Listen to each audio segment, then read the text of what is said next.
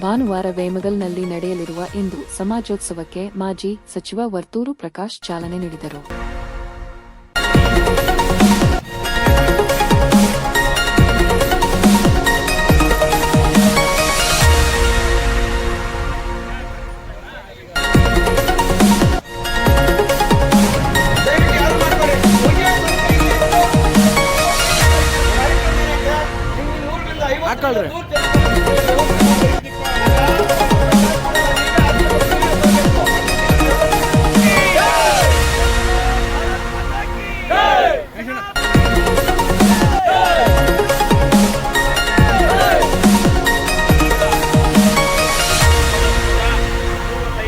ಜಾಗೃತಿ ಒಂದು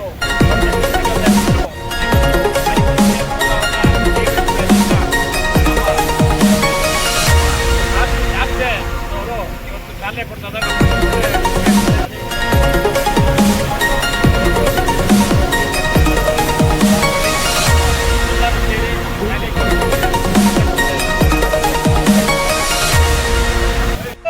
ಭಾರತ್ ಮಾತಾಕ್ಕೆ ಎಲ್ಲ ಹಿಂದೂ ಬಂಧುಗಳೇ,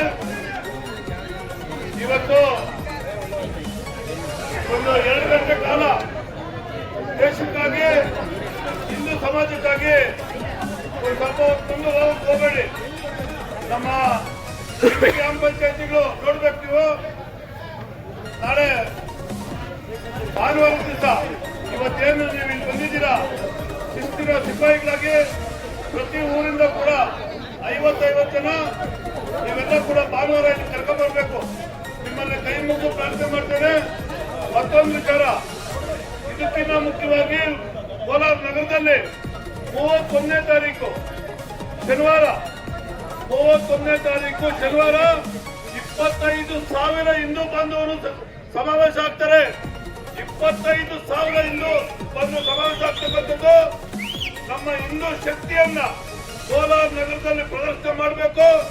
ಅತಿ ಹೆಚ್ಚು ಸಂಖ್ಯೆಯಲ್ಲಿ ವೇಮಗಲ್ಲು, ಪುತ್ತೂರು, ನರಸಾಪುರ ಹೋಬಳಿಯಿಂದ ಪ್ರತಿ ಗ್ರಾಮದಿಂದ 50 ಜನ ಹಿಂದೂ ಬಾಂಧವರು ಬರಬೇಕು ಅಂತ ಹೇಳಿ ನಾನು ವೈಯಕ್ತಿಕವಾಗಿ ನನ್ನ ಎಲ್ಲ ಅಭಿಮಾನಿಗಳಿಗೆ ಕೈ ಮುಗಿದು ಪ್ರಾರ್ಥನೆ ಮಾಡ್ತೇನೆ. ಇದು ಯಾರಿಗೋಸ್ಕರ ಅಲ್ಲ, ಯಾರ ವಿರುದ್ಧನೂ ಅಲ್ಲ.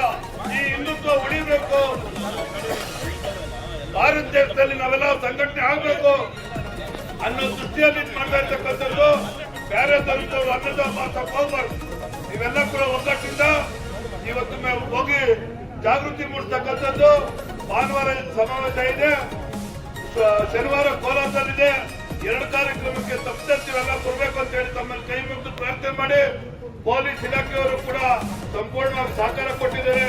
ಅವರು ಕೂಡ ನಾನು ಎಲ್ಲ ಹಿಂದೂ ಬಂಧುಗಳಿಗೆ ಧನ್ಯವಾದವನ್ನು ಹೇಳಿ ಈ ಒಂದು ಕಾರ್ಯಕ್ರಮಕ್ಕೆ ನಮ್ಮ ಜಿಲ್ಲಾಧ್ಯಕ್ಷರಾದಂತ ಓಂ ಶಕ್ತಿ ಚಲಪತಿ ಅವರು ಚಾಲನೆ ಕೊಡಬೇಕು ಅಂತ ಹೇಳಿ ಅವರಲ್ಲಿ ಕೂಡ ಪ್ರಾರ್ಥನೆ ಮಾಡಿ ನಾನು ಮಾತು ಮುಗಿಸ್ತಾ ಇದ್ದೀನಿ.